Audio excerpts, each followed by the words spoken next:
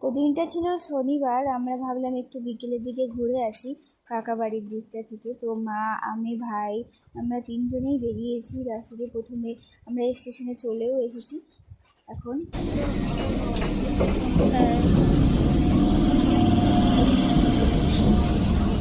দাঁড়া, ওইখানে ফাঁকা দৌড়ে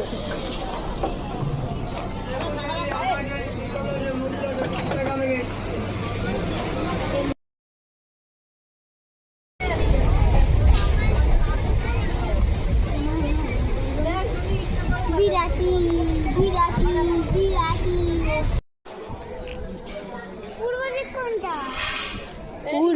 পূর্ব না, দক্ষিণ দিক বলছে।